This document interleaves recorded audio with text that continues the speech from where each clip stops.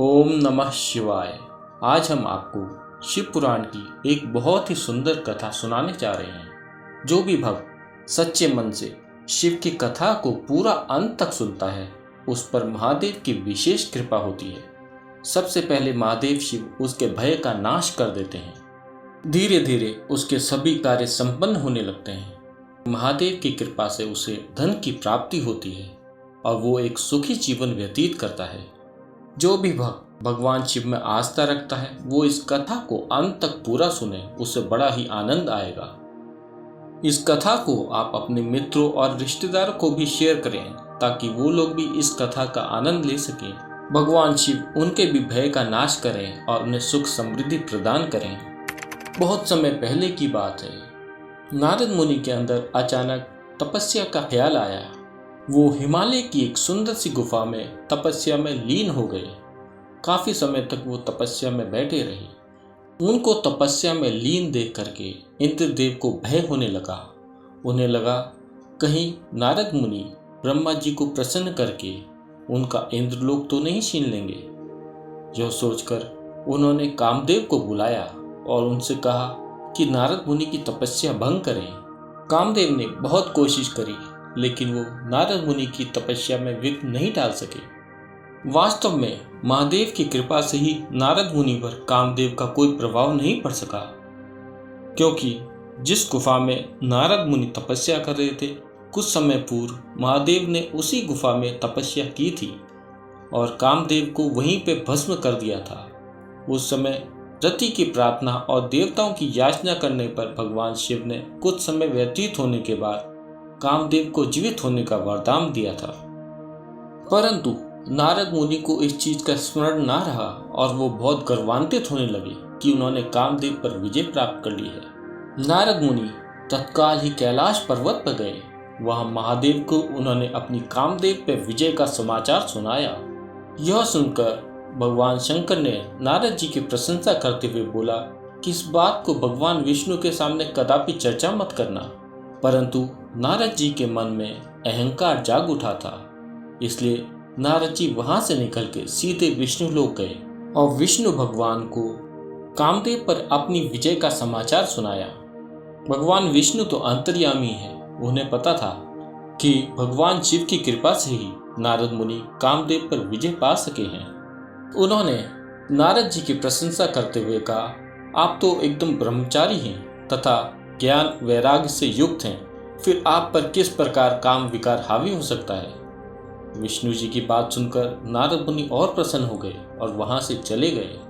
रास्ते में नारद मुनि को वैकुंठ से ही बहुत ही सुंदर और रमणीय नगर दिखा। नारद जी उस नगर की सुंदरता को देख के बहुत ही अधिक मोहित हो गए। जैसे ही वो नगर के अंदर गए तो वहां के एक राजा जिनका नाम शीलनिधि था, उन्होंने नारद जी का स्वागत किया। राजा की एक बहुत ही सुंदर कन्या थी जिसका नाम श्रीमती था। राजा ने अपनी पुत्री को बुलाकर नारद मुनि के चरणों में प्रणाम कराया और कहा, नारद जी, यह मेरी पुत्री है। कुछ ही दिनों में इसका स्वयंवर होने वाला है। आप तो बहुत ही ज्ञानी हैं, कृपा करके मेरी पुत्री के भाग्य के बारे में बताइए। नारद मुनि उस कन्या की सुंदरता और उसके शुभ लक्षणों को देखकर अत्यंत प्रभावित हुए। नारद जी राजा से कन्या के गुणों और सौभाग्य की विशेष सराहना करते हुए वहां से विदा हो गए। नारद मुनि उस कन्या की सुंदरता को देख के बहुत ही ज्यादा मोहित हो गए और उनके मन में भाव आया कि अगर मेरा ही विवाह इस कन्या से हो जाए तो बहुत उत्तम होगा। और वो तत्काल विष्णु लोक जा पहुंचे और विष्णु जी से अपने पुनः आगमन का कारण बताया और अपने मन में होने वाली इच्छा को भी प्रकट किया। और उन्होंने भगवान विष्णु से प्रार्थना करी, हे भगवान, आप अपना स्वरूप मुझे दे दीजिए जिससे वो कन्या मेरा वरण करे और मेरा विवाह उस कन्या से हो जाए। भगवान विष्णु बोले, मैं पूरी तरह तुम्हारा हित करूंगा। जो कहकर भगवान विष्णु ने नारद मुनि को अपना स्वरूप दे दिया, परंतु उनका मुख बानर सा कर दिया। नारद जी को इस चीज का आभास नहीं था और वो अपने शरीर को देख के, अपने हाथ और पांव को देख के बहुत खुश हो रहे थे। उन्हें लग रहा था कि अब तो कन्या उनका ही वरण करेगी और उनका विवाह जल्द संपन्न होगा।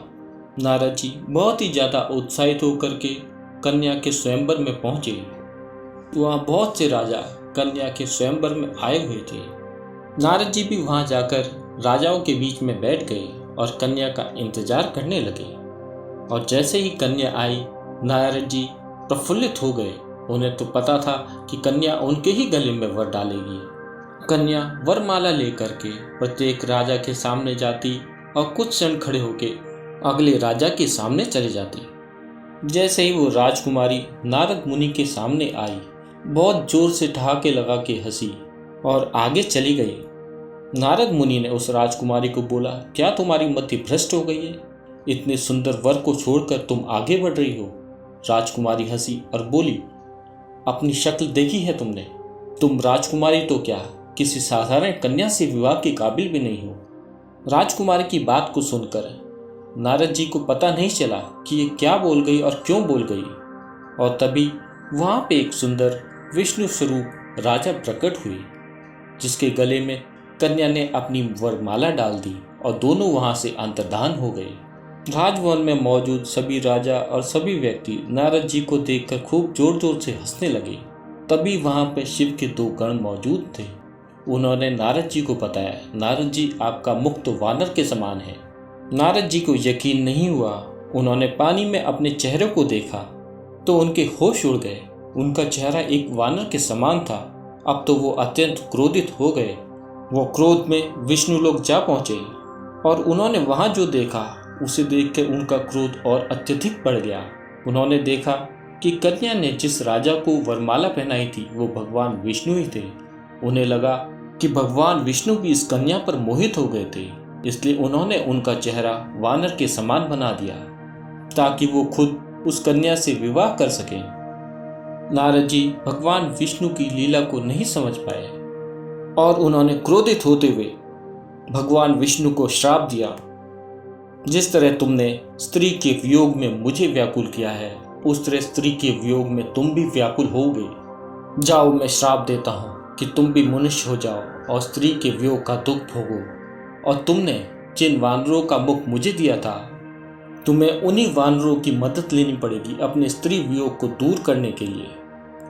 कुछ ही क्षणों में भगवान शंकर ने अपनी विश्व मोहिनी माया को खींच लिया और राजकुमारी बनी कन्या ने माँ लक्ष्मी का रूप ले लिया। माया का पर्दा हटते ही नारद जी की बुद्धि शुद्ध हो गई और उन्हें पता चल गया कि वो सुंदर कन्या कोई और नहीं, माँ लक्ष्मी थी। और भगवान ने ये लीला उनकी काम और अहंकार को दूर करने के लिए रची थी। नारद जी अब पश्चाताप करने लगे कि उनके मुख से ये कैसा श्राप भगवान के लिए निकल गया।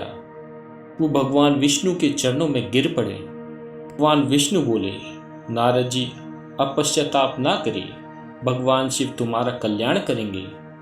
तुमने मद में मोहित होकर भगवान शंकर की बात नहीं मानी थी, उसी का अपराध भगवान शिव ने तुम्हें ऐसा फल दिया। ओम नमः शिवाय। हम ऐसी ही बहुत सुंदर सुंदर कथाओं को शिव पुराण से आपके लिए प्रस्तुत करते रहेंगे। अगर भगवान शिव की इस कथा में आपको आनंद आया हो और भगवान शिव की कृपा चाहते हैं तो इस कथा को कृपया लाइक, सब्सक्राइब और शेयर अवश्य करें।